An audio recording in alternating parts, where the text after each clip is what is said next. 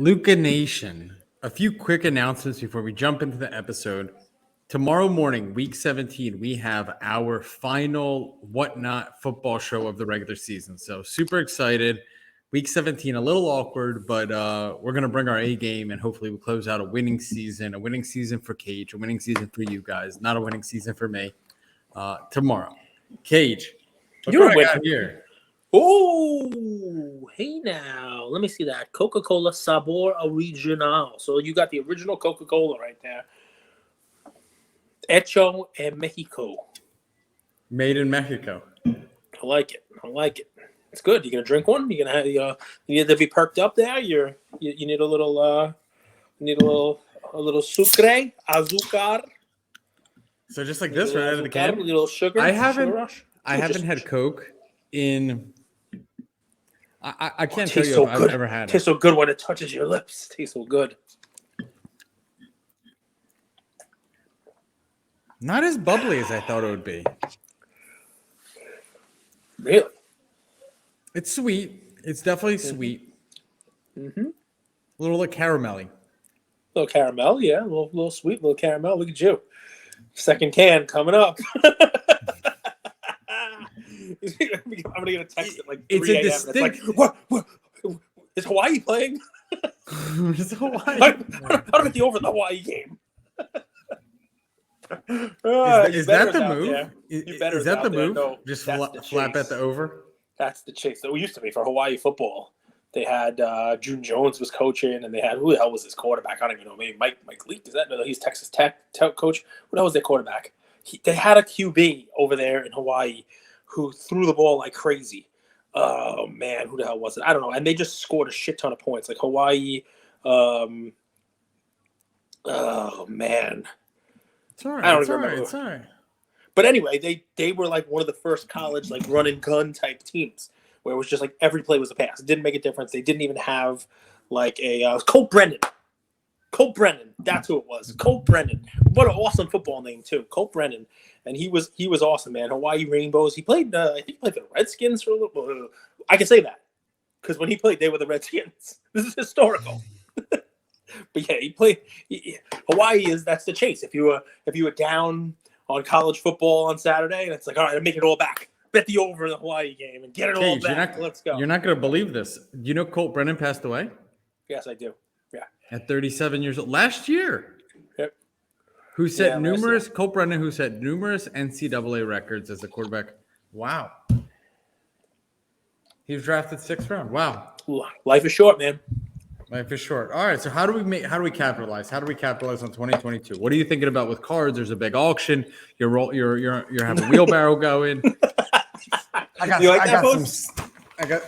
post is trippy. I got some stogies for tomorrow. Oh, dude, nice. In the first hour of that post, it was liked by Ken Goldin.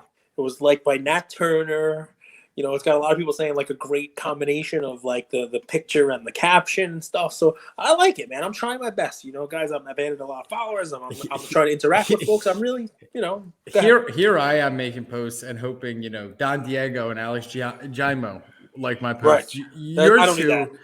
Your two are Nat Turner and Ken Goldin. I don't need that smoke. You put me in a room with Ken Goldin and Nat Turner and their collections any day over the collections of no offense. I mean, their collections are quite nice as well. But Alex, Don Diego, you can have them. I'm gonna take Ken, and Ken's looking good. Man. You see his lives. I can see his toes. That does it. Do you remember we had what was his name? We had a guy on our team. He just graduated college, and he loved feet stuff. Yes, Gavin. What was it? Gavin. All right, let's get into the show. Welcome back to Lucas Tigers Bronze. Welcome back. By the way, what are you looking forward to? We started off like this. I'm going to start it off like this. One of the things I think that people like about us is we don't really do the whole bigger than King Kong. Dog and pony. The whole we don't do that when we're right. We want people right with us, right? But when we're wrong, we admit it, right? And when we're off, Andrew, it's self-deprecating. You tell people, my football picks weren't that great this year. You own it. You tell people. I have to own something because now I've watched a couple games this week. Malik Monk plays really well with LeBron. I got to tell you, they make a heck of a little combo, and I was wrong. And he does not play the same way he played, and that's great because that's an evolution. And maybe there's a difference between Michael Jordan sitting on the sidelines trying to coach him, and LeBron being in there showing him where to be and playing off of him. Whereas obviously 2 years ago with the Hornets, he didn't have anybody of that caliber. Unfortunately, Cody Zeller and Bismack Biyombo not going to do the same thing from Malik Monk's game that LeBron is. Cage, you know how important it is to know your role in life, right? Yep. And like genuinely, honestly know your role and know your place. And it's important to understand like your role where you are right now isn't where you could be in the future, but right now it is what it is, right? And I think when you're on a team with the Hornets, what makes young teams so interesting is you could have a culmination of talent, but they all want to be that guy. And the coach and the GM doesn't tell them or give them guidance on who the guy is. And there is more fighting amongst each other, maybe even subconsciously about who the guy is than actually wanting to win. When you come to a team like the Lakers with LeBron, you're not questioning if you're the guy. You're not going to a team if you think you're the guy. Mm-hmm. And being able to know your role and understanding this could be a stepping stone. Maybe in 2-3 years, I'll be the guy. But right now, I have to help this guy. And he's the leader. He's the captain. And for a lot of players, that's no good. But for some players, it's really helpful, man, because at the end of the day, teams win. Players don't win. Teams win. Organizations win, if you really ask Jerry Krause. And the best organizations, and I think why we love Clay so much, is because he knows his role. By the way, Clay coming back, all this hype, I just want him to get through one game healthy. Like my bar is one game just healthy. It's a long season, but I'm rambling here. But knowing your role, and that's what good leadership is. That's what business is hey, this is what you do. Bill Belichick does a great job of that. It's do your job, do your job, do your job. And thank you. I mean, but good for the Lakers. Good for Malik. Yeah. I mean, listen, he looks good. I mean, I think a lot of it has to be, I mean, look, he's playing well with LeBron, but I think a lot of it has to be who the hell else is going to score? I look at the game and I'm like, it's a rogues gallery out there. Davis is out. Westbrook is, I don't know what the hell he's doing. Carmelo looks his age. I mean, guys, you listen to me, 600 episodes in almost. You count all the other crap we do. And you've heard me talk about Carmelo. I got some Carmelo love. Where the hell has he been? I mean, he has a game here and there where he'll put up 20 points, but it's like, where did he go? He's one-dimensional. And I'll tell you, Westbrook's a good example of a guy who doesn't know his role. This is insane. My head already hurts, and I've had a little bit of this. It feels like there's like I feel like this part of my brain turned on. Like it's just activity that I've never had before. But Westbrook is a guy that doesn't know his role, and he's never known his role, in my opinion, throughout his career. And I think that's why the OKC team struggled a little bit. He could be an incredible defender, a credible Chris Paul type of guy, right? Pass the ball, get guys open, defend. He should have less than 10 shots a game on average, in my opinion, in my humble opinion. And he should just dish. Get LeBron involved. Now I get Melo involved. Now I get Malik involved. Now I get Avery Bradley involved. And he just runs the offense like Chris Paul would and takes the burden off LeBron. That would be huge. When I see Westbrook taking 18, 20 shots a game, I don't get it, man. It's such a lack of self-awareness, in my opinion. Pretty and nuts. He takes them with such confidence, too, no? Yeah. I mean, listen, you asked me yesterday, do I think Milwaukee or the Nets?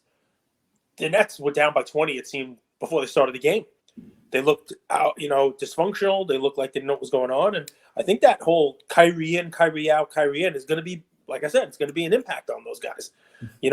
Durant's going to go out there and get his numbers. But if the rest of the team is not scoring and Harden's having one of his nights like he's had the last couple of games, that team is very beatable. And the crowd there in Brooklyn sensed it. You could see that fourth quarter. The crowd was like, and they made their run.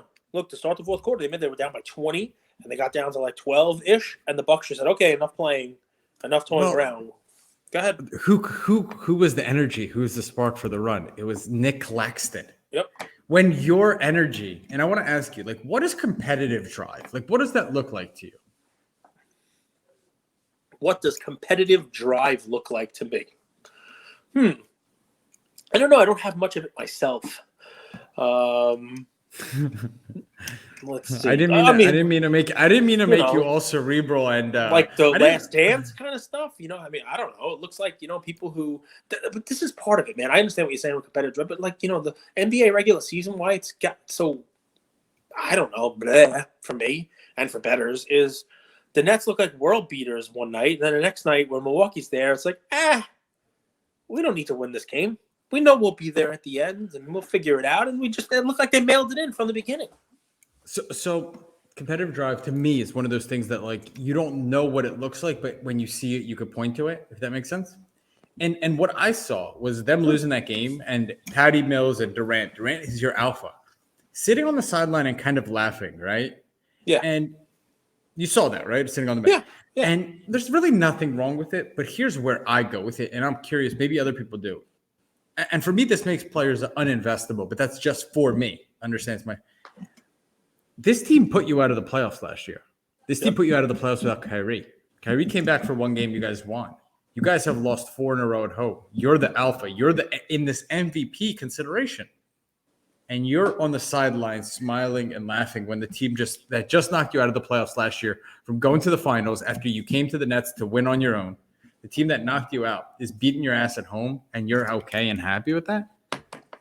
I don't know, man. I mean, call me crazy, but like, and it's tough because at the end of the day, I always go back to this quote, like, you can't change the stripes on a zebra. We are who we are in this world. Durant is just one of the most unbelievable scorers this league has ever seen. He has a move for every one of your moves. He could score at will. When he shoots, it's beautiful.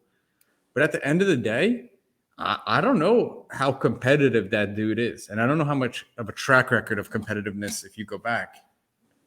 He's competitive on Twitter. He sure doesn't smile and take the high road when he's on Twitter. He's out there bickering and arguing. But when Giannis comes on your court and he just beat you down, less than 12 months ago, you would think that would piss you off a little bit. Listen, what's going to happen, right? Because I guess what you're saying, you got to know your role, right? So when does somebody else step up there as the leader, or better, because you don't see it? When does Westbrook understand his role might be 6-man or might be a distributor and a defensive player instead of trying to score 30 a night? Let me tell you a story, right? It's a story of the Hippo. It's a story of the Hippo. Right? Do you know the story of the Hippo? Like a long game. You ruined it. Well, you got it. All right, then you tell me the story. If it's a movie, I don't know stories. I'm not a story. So tell me the movie. Tell me, because you got the right movie. It's exactly what I was gonna do. I was gonna do the story of the Hippo. You want the scuba? From scuba from Claude.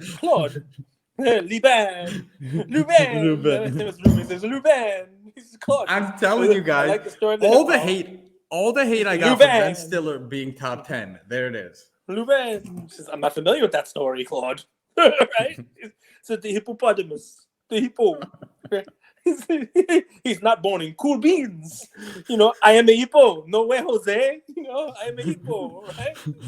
So he tries to paint a stripe on himself and be like a zebra, but he fooled no one, right? Then he tried to paint the spots on his skin, right, to be like a leopard, right? But everybody knows he's a hippo, right? So at a certain point, he look himself in the mirror and he just say, "Hey, I am a hippopotamus." Then there's nothing I can do about it. And as soon as he accepts this, he live life happy as a hippo. You understand, Luban? When does that happen to Russell Westbrook? You tell me. Incredible life lesson from a movie like that, and in that scene too. The context of that lesson is incredible. What's the question? when does Westbrook realize he's not a zebra or a leopard and just be the hippo? When does he do what he's supposed to do? I'll tell you what comes to mind. It's Pat Riley, and why he's so important is because leadership is kind of top down, right? And I mean, it's interesting. I mean, the Lakers have Pelinka is a very respected general manager. So I imagine if you just bring him in and say, "This is what it's going to take to win for us," I'd imagine he'd play that role. That's a great question. I don't know, man. I don't know what the conversations behind the scenes are. I know you have to respect the people around you, But they've got legends across the board. You got Magic Johnson. I don't know how evolved he is. You have LeBron. I just think it's better. It'll be better for his career. And I still think that they could win a championship with this team. I just think they need to change up the roles a little bit. Yeah. All right. Well, guys, if you haven't seen Lone King Polly there, go ahead and take a gander. It'll make what I just did a little funnier, I think. Who hasn't maybe? seen that? Rain Man. Westbrook shoots like that guy too. Yeah. I got a cool play today, actually, along this line. Let me hear it. I got to play too. Sometimes, I got to tell you, sometimes I just go on eBay, Alt, PWCC, Goldin, and just search random cards, like random name. I'll type in. No, like I want to see what comes up, like Michael Jordan Space Jam. Or I'll type in, Michael Jordan auto, or Michael Jordan photo, LeBron this, just a few keywords to see, like, there's so many cards out there, and it's hard to know what's out there. So I did that. Also, 500 and change episodes, 2 picks. In most episodes we get picks. That means we've given like 1,000 plays. So get a little fun. It's getting fun, and I actually was I might not do daily plays, but I might give plays when I feel right. That's something I was thinking of bringing out. So. Look at this card. Daily, please. So this card, it's a pop 42 card. It's LeBron, Jordan. It's this upper deck bonus pack card. Now, it's not a rookie. There's nothing really iconic about it other than it's Jordan, LeBron. It's a nice looking card. It's a really low pop card. And then if you look at the prices, it's not a card that comes around too often, but you have 282, 370. So it's actually been dropping in value. And it's a card I would take a look at. 23 LeBron, 23 Jordan, LeBron on the Cavs, which I was actually going to ask you. I find it super fascinating. I'll tell you guys the name of the card. It's the 2005 Upper Deck LJ MJ 10 card from 2005. Both of the guys on it. It's one of those cards that it's not going to be as iconic as the 2008 Topps Chrome, Kobe, LeBron, and all that, but I think it's got some potential, and in a low pop 42, it's a cool collector's item for just a few $100. I've seen worse buys, and you could also probably buy it raw as well, and get it graded. Have you noticed that you see LeBron in commercials, but really only in Lakers gear? Like, you don't see a lot of LeBron in Cavs gear in like 2022, and I find that interesting. Like what commercial? What do you mean? Like right now, you see all the commercials. He's wearing Lakers gear, but like they don't do like throwbacks to when he was on the Cavs, even though that's like. Well, you're not going to put a commercial out with him now wearing another team's uniform. Now, maybe when he's retired, possibly. Maybe when he's retired, but he's not going to rep the Cavs while he's playing for the Lakers. Come in the locker room and get the how much private pile treatment on him.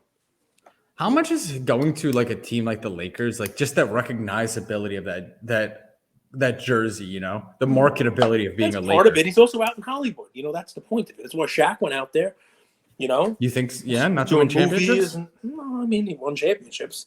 But no, that's part. He might have won championships if he stayed in Orlando. But no, out in LA, that was the thing. It's believe it or not. Remember, that was the '90s when he went out there, right? And it was a different world. The internet was not even starting. It was a much larger world. The world's a lot smaller now.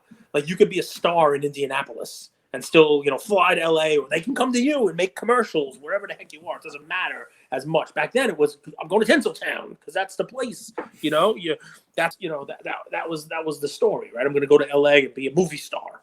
Okay, so I think to some extent that's why LeBron is there, and I think it does play into it. How do you get the sugar out of everywhere? Like, now I just feel like I need like a gallon of water to wash this down. From one Coke. Well, here's what's funny. I don't drink regular soda.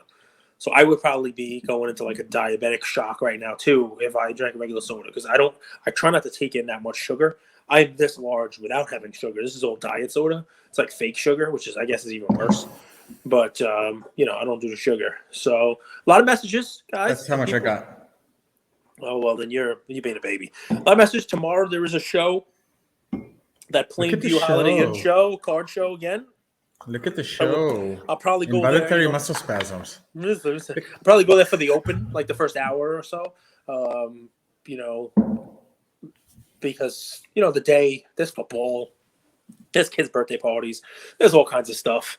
But people did message me, see if I'm going. If you're around, if you're local and you want to go, send me a message. I'll meet up with you. We'll take a picture. We'll do all that fun stuff. Maybe I'll bring some stuff, trade with you if you want. And we'll figure that out. Tomorrow is the Whatnot show, though. So, it might be after a while. We'll see. We'll see what time it ends. And, we'll figure it out. Probably go like when the Whatnot show ends. Let's see what the heck else. What fascinates me? A little sad today. About what? Well, I took my Christmas tree down. I like that. I like that time of year, man. I like that. I like the the whole holiday time. Everybody's kind of happy. There's gifts. The kids are happy. They have time off from school. And this time here, between say like New Year and what is it? Maybe February before Valentine's Day. There's it's winter. It's cold. Just like you down in Mexico, you got snow. It's separation season, and dark. Dude, it's separation season. It's when discipline and habits allow you to start the year on a good note, and other people are wallowing in I can't wait. Not you, dude. You're hitting the ground running. You're eating healthy. You're keeping track of your weight. You have goals. You're focused. You're motivated, dude. It's true.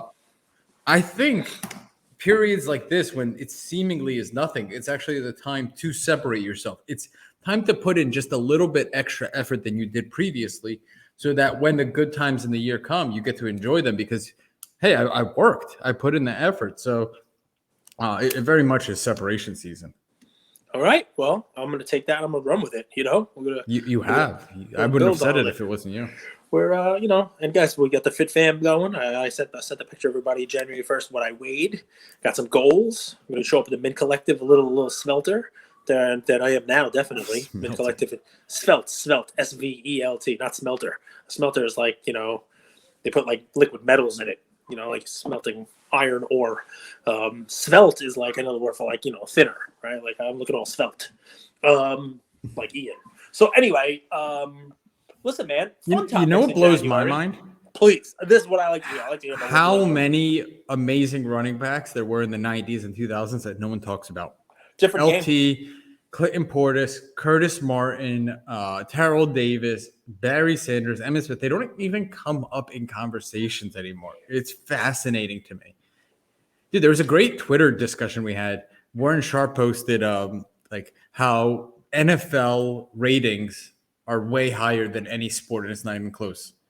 But then I'm like, it doesn't take into consideration NBA is so like there's Hoops Nation, there's Dunk, there's all these social media highlight apps, or not apps, accounts on Instagram. And like a lot of people watch NBA through highlights, through YouTube, through clips. So I don't know how those two are. I mean, I think football is more exciting with the throwing and the high scoring and that kind of stuff, and we got away with that. I mean, if you watch some 90s football, the shoulder pads are bigger than the players. I played fantasy back then, and it was the running backs were like the first 3 rounds.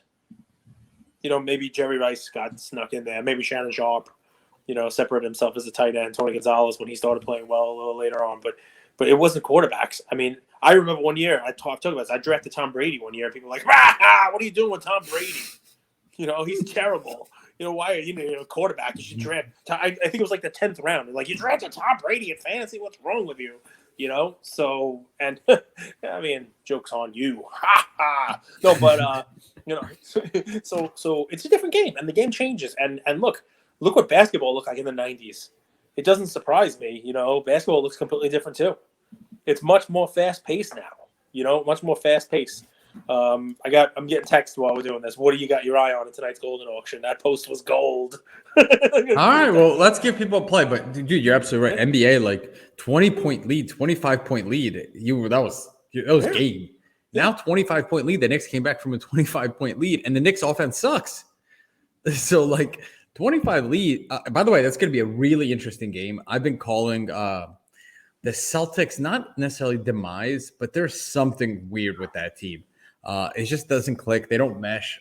I think they lose again to the Knicks, even without Fournier tonight. But I'm curious to see what happens. I think Fournier's had 3 30-point games during the season, and they've all been against the Celtics. It's amazing stuff. It is what it is. Listen, I mean, it's January. Yes. From the sports world, what do we like to look forward to, right? I mean, we got every month there's some good auctions. Goldin tonight. PDFCC Premier has a ton of basketball cards. So many great basketball cards. I think about 50% of the premiere is basketball. So that should kind of tell you where the hobby is. Maybe a lot of basketball cards going.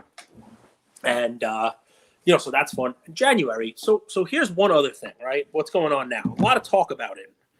And for guys like me, it's fun dialogue. It might not be for everybody, but it's fun dialogue for me to talk about who gets in the Hall of Fame. I got people messaging me about what's going to happen to Barry Bonds if he gets in the Hall of Fame for those high-end cards. And I think I might have upset them because I said for the high-end stuff, it's not going to matter. The people who pay for Barry Bonds stuff, they're paying for it because they were Bonds lovers like Ken Goldin, whether he gets in the Hall of Fame or not. As a matter of fact, they may even say, the hell with it. You guys are trying to keep us out. He was the best player ever. Hall of Fame's a joke. And they hold that as part of the rallying cry for it. Now, the lower end stuff's a different story. There might be a bump up if he gets in. The votes, we started talking about votes, right? Because the Rodgers, MVP vote, and I posted about that.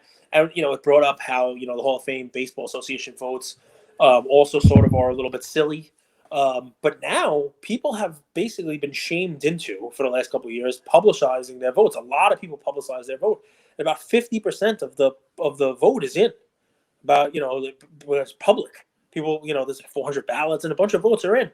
And last year, the numbers from the public kind of moved back on the steroid guys, right? But right now, I think Ortiz gets in first ballot, right?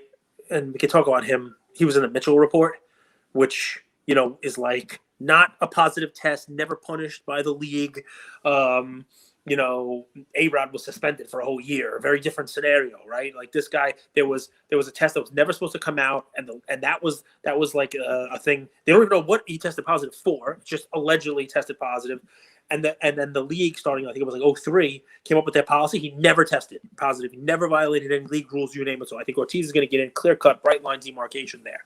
I bring that up and I give this detail for a reason because my play today has to do with this. But right now, the public vote, both Bonds and Clemens are slightly higher than the 75% needed. Now, people are expecting that to come back. People are expecting that to come down. I have a feeling, based on the return so far, they might both miss, which is going to be a little silly for the Hall of Fame because I think they're the best players ever. But people are still getting on their soapboxes about these guys and saying, they don't deserve to be in.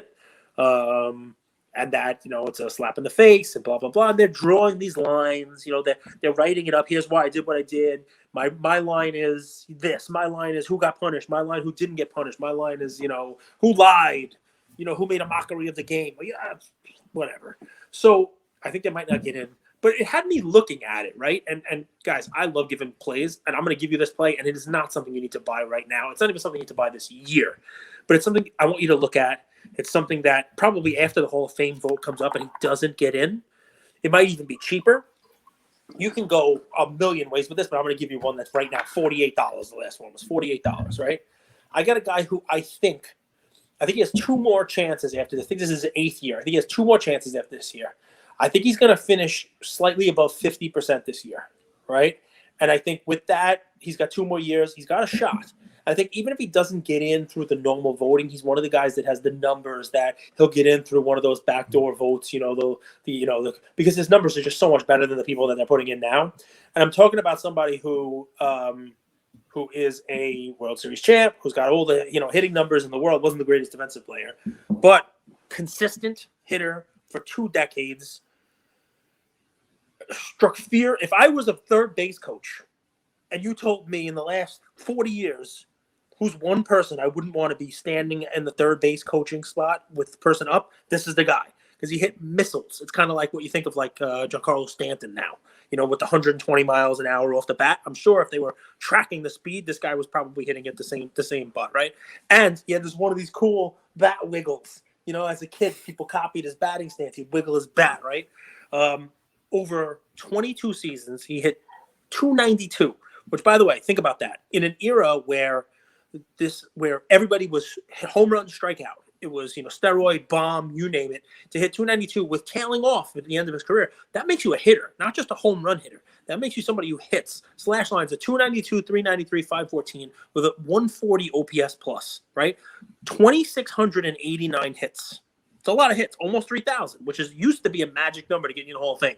You got 3,000 hits, Hall of Fame. 500 home runs, Hall of Fame. Rafael Palmeiro has both, one of the few, and is not in, but he lied to Congress.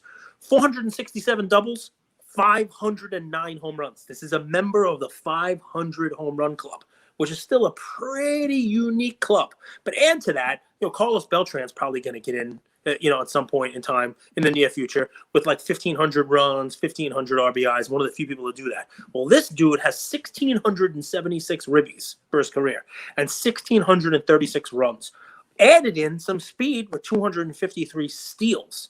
So think about these numbers for a second. I'm talking about these numbers are close to you're talking about legit guys who have these numbers. These are pretty crazy, numbers, right? Add all that together, a 60.5 WAR. And here's the fun part.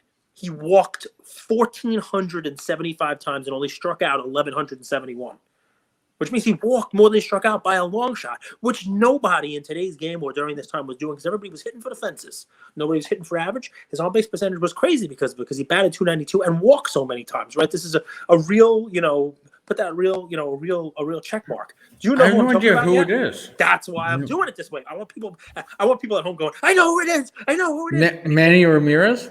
No, but a feared hitter sort of like that, right? Though this guy never won an MVP. 3 times he finished in the top 3.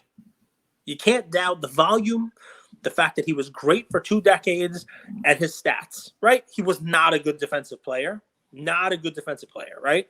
But no requirement that he was great, to get in the Hall of Fame, that they're great in everything, right? There's DHs in the Hall of Fame. David Ortiz is not exactly a great fielder.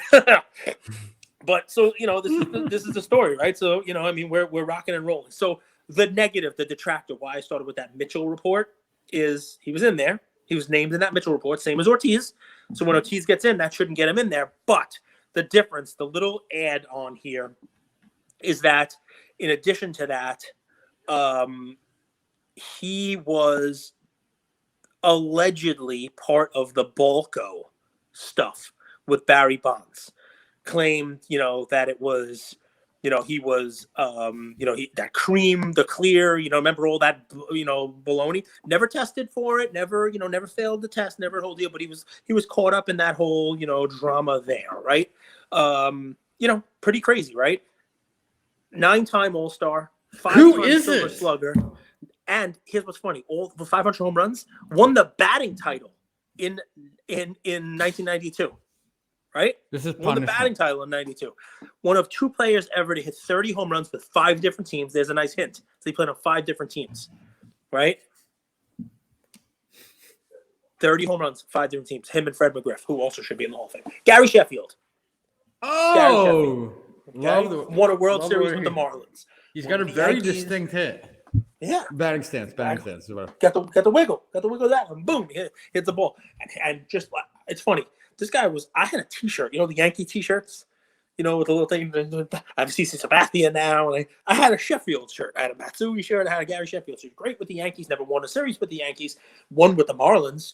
And that crazy. I think it was against the Indians, maybe. When they won the World Series. But so won with the Marlins.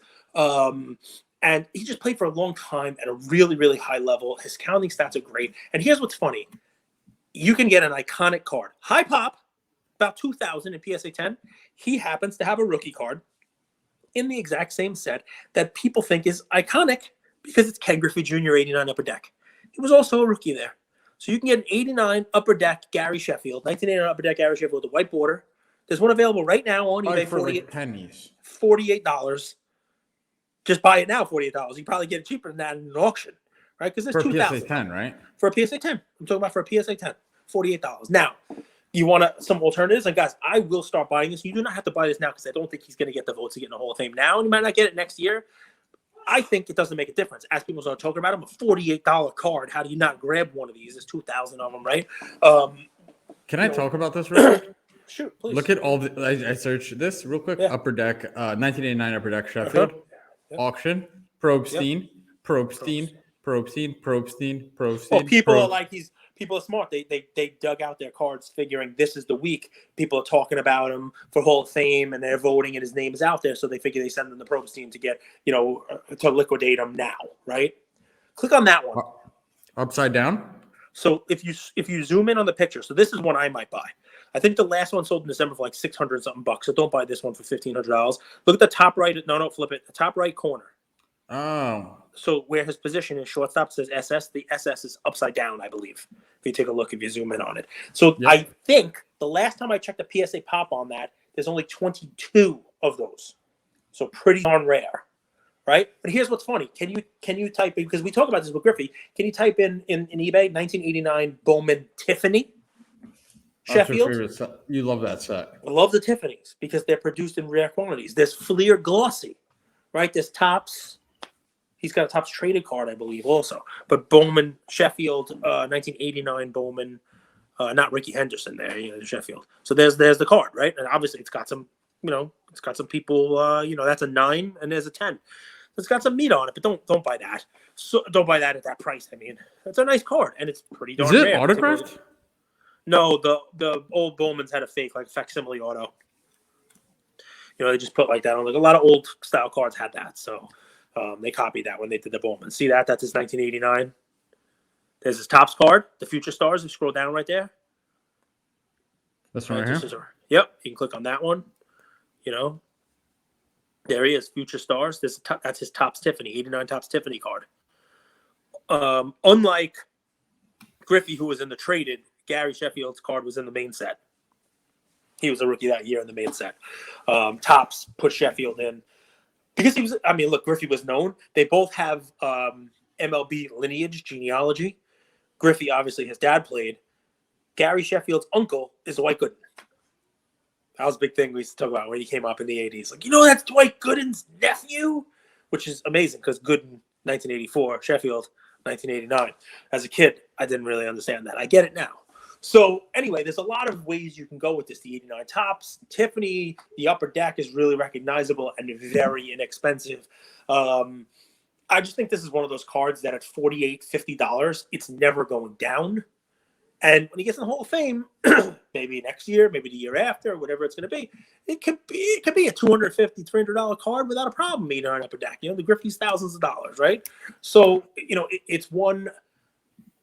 Do you want to put it away? Do you want to put $50 in now and hold it forever?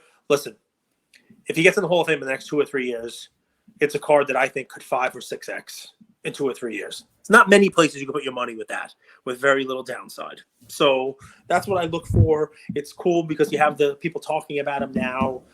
You do not have to purchase it today because, like you saw with the probe scene auctions, obviously people are sending these out. That said, with more volume, that's out a lot of supply. Auction, they might be able to steal one of those for less than $48. Who the heck knows?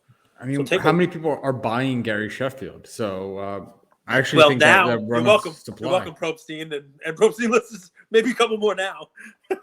Well, it's and we're trying to do this too, guys. We're by nature, or I'll speak for myself. I'm a flipper by nature, investor, very short term. I struggle to hold. I love action. I love making deals, but there is an element of like some things are long term holds, right? Yep. They really are long term holds, and not only are they a long-term holds, here's how I sometimes see these long-term holds, right? If you really buy right, you only need a few of them to pay off. Because if you really buy right, they're actually never going to go down. They only may go up.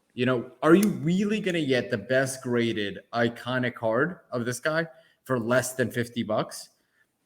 I doubt it, right? So let's say buy 10 of these, 2, 3, 4 of them go well. The others have retained value. So I'm just starting to try to put my mindset into like how collectors think. Because collectors, they're the backbone of every industry, NFTs, crypto, whatever it is. NFTs are sports cards. So there you go. Well, that's just one of the things I was thinking about today. I like giving plays like that because, you got the Hall of Fame voting. It's somebody I watched play, somebody who was feared when he stepped into the batter's box. And, somebody who has the numbers. And I think he meets those lines. It's going to be easier for him to get in when they put Ortiz in. Because he was kind of lumped in with the whole quote-unquote steroid guys, more aligned with Bonds and Clemens and those guys. But the Mitchell report was what people wrote up. Well, the Mitchell report is also Ortiz, and Ortiz, I think, is getting in. He's just beloved. So if that's not going to be a bar, yeah, he's got that Mitchell report plus the potential Balco link rumors. I think if you look at the numbers, there are so many people who got let in that, How do you keep him out? how do you keep the guy with numbers like this? And it's not just inflated numbers because of the time. It's not just all home run numbers. Sure, he had 500 home runs, but the dude had 292. He walked almost 1,500 times. He had all those runs, all those RBIs. He was not just a home run masher. It was a legit player. He was a liability in the field. I think his career WAR would have been significantly higher if he never set foot in the field, which is not good. I'm serious. I think his defensive WAR significantly hurt his overall WAR. But yeah, I'm saying WAR. Wins above replacement. It's sabermetrics. No, we can't talk about it. All right, Moneyball. That's me. I'm Billy Bean. I'm Billy Pinto Beans when I get Mexican food. So dumb. Yeah, I try my best. Well, listen, should I order food? You should get. So you should just get food. What I got tonight. Here we call it Mexican food. Where you are, you just call it food. So just order some food. All right, I'll order some food. Dude, Mexican food is delicious. Love food. But is it called Mexican food there? Do you now when you're searching on Uber Eats in wherever you are? I'm not going to say the location because the federales don't listen. I didn't tell Mexican you. Food? Yeah, please. What do you tell me? Do you tell I everybody say burritos. now at the same time? I say, what's it? My sister and my mom surprised me. They're visiting tomorrow. Nice. Yeah. So Cole's coming too, and they're not telling you. No. Maybe they're not telling me. Idiots. You think he's not coming, but you knock on the door. Here he is. Hello. I don't mind him, man. He's a good guy. Brother. He's got initiative. I like people with initiative. Hands. Brother's got a hug. He's not my brother. All right, that's another episode. I need to go get my beauty sleep for whatnot. I got my cigars ready for tomorrow. I'm excited. Let's rock and roll. You're smoking a cigar tomorrow for the Whatnot Show. 100%. It's been a during great the season. Whatnot Show at 10 in the morning. You're gonna smoke a cigar. You're gonna make me so jealous because even if I wanted to smoke a cigar right now, I'm not gonna smoke one in my house, and it's like 20 degrees here. I'm gonna sit outside and freeze, and you can complain about the Wi-Fi. It's gonna be a good time. Separation season is so that we can work hard. So this becomes a $1 million plus podcast network that we're building. It already is. And then we build a man cave where you can smoke infinitely, and it probably has ventilation and stuff like that. I have that. It's called my downstairs bathroom. It's my man cave. Ventilation, everything a growing boy needs. It's crazy. Like you work. And a tiny little TV that I can sometimes if you bang it right, it works. Like you work your whole life to make all this money, and then you can't even have the basic pleasures of life, which is just like I want to watch the game and smoke and drink Coca-Cola, not me but you, and watch sports. Yeah, like oh man, maybe I'm crazy. Listen, we're having some fun tomorrow. We got two shows. We got the Whatnot Show, 10 a.m. I gotta go find some slabs to sell. Maybe I'll just do all Mason Greenwood all day tomorrow. Dude, he might get he might get transferred. By the way, Cage, we got the results back of all these Mason Greenwoods that I've been selling for like half off eBay. Everyone's gonna love me when he gets traded to a new team and they sell it for 10 times what they're buying for. Yes, it's possible. It's possible, dude. If you saw LAFC Gunnar, if you guys follow him, 100% follow him for soccer, especially leading up to the World Cup. Mason Greenwood's top 10 most expensive transfer fees. So he's sought after. It's interesting. That's a whole thing I got to learn about the transfer fees. We'll go we got the results tomorrow. Yes, we do. You want to go over it now or tomorrow? No, we'll post it. We can post it for everybody. We get to post. You're talking about the second round of the Hobby Awards? Yes, that's exactly what I'm talking about. Awesome. We'll post it and we'll leave you guys hanging. All right, Luca Nation, we love you. Email me. I am andrewgoldberg@gmail.com. If you want to get in on the free submissions to SGC, we're going to have SGC's CEO, Peter, on next Friday. Get your questions ready. It's going to be a 2-part series, actually, so we got some really fun stuff planned. We love you. We appreciate you. Cage, take us home. We're already home, guys. Listen, go enjoy your Mexican food. Get the cigar ready. We'll see you tomorrow for Whatnot, and then the collectible episode in the evening. thanks for spending some time with us and listening to us talk about cards. I don't know about you guys, but it helps get me through the winter. So thank you for listening. Enjoy.